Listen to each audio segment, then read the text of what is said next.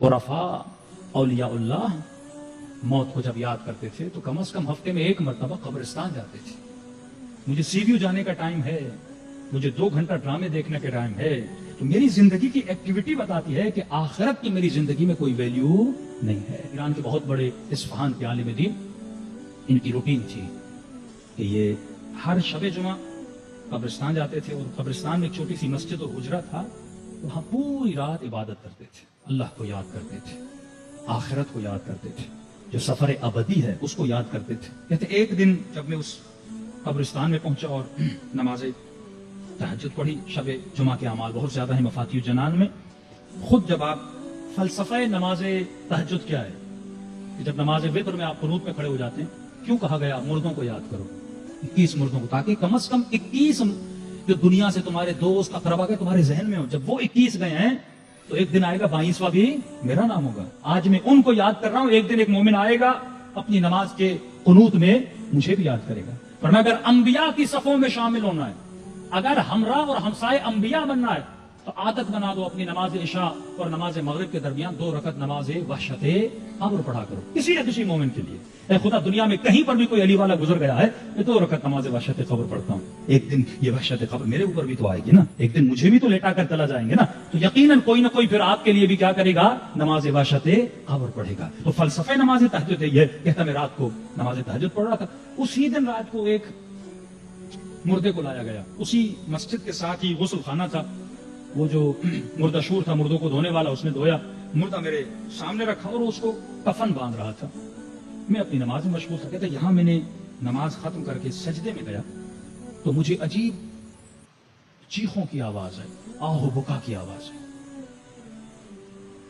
इतना इस आवाज में वहशत थी कि मैं सजदे से अपना सर उठा भी नहीं सकता था। ये तो ये उसको कफन बांध रहा था, मैं देखा इसको आवाजें नहीं आ रही, लेकिन अचानक खुदा ने मेरे कानों को खोल दिया, बरज़खी कान खुल गए कि वअबुद रब्बक हत्ता यअतियकल यकीन, इतनी इबादत कर ताकि तुझे मकाम यकीन मिले।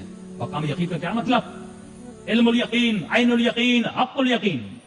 हम इल्मुल यकीन की मंजिल पर हैं। आप सबको पता है कयामत है, लेकिन आपने देखी नहीं। आप सबको पता है कब्र आएगी, लेकिन आपने देखा नहीं। आप सबको पता है जहन्नुम की आग गर्म है, ज़क़ूम है, हमीम है, लेकिन आपने देखा नहीं। हम पहली मंजिल पर हैं, इल्मुल यकीन।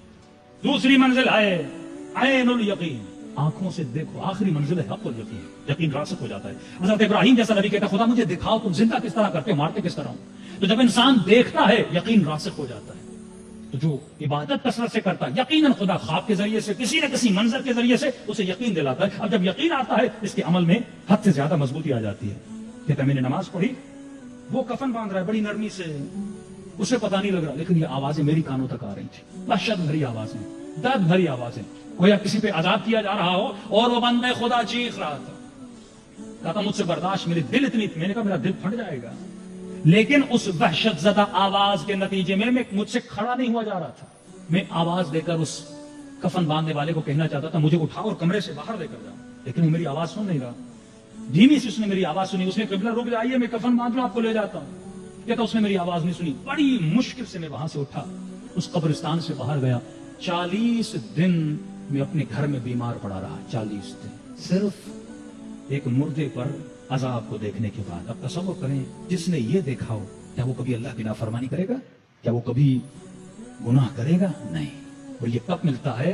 जब इंसान कसरत से अपनी आखिरत को याद करता है। और आखिरत कैसे याद होती है? फरमाया करबला जाओ तो सिर्फ अलम लेकर मत आया करो, सिर्फ सजदगाएं लेकर मत आया करो, अपने साथ एक कफन भी लाया करो।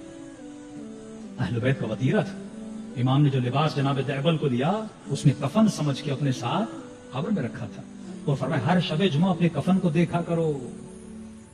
कुरान की आयत भी है, रज़ऊ बिल हयातिद दुनिया व अतमअन्नु बिहा, कि जो दुनिया की हयात पे राजी हो गए और मुतमईन हो गए कि जो हो दुनिया में हम कर रहे हैं सब सही है, फरमाते हैं इनकी जज़ा जहन्नुम है।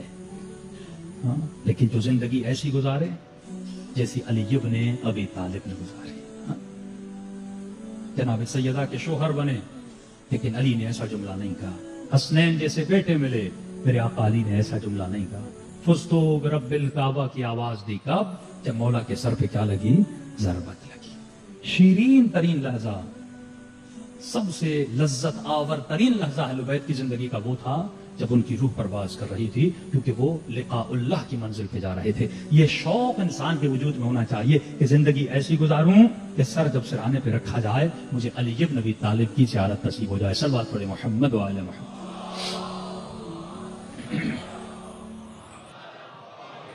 محمد وجل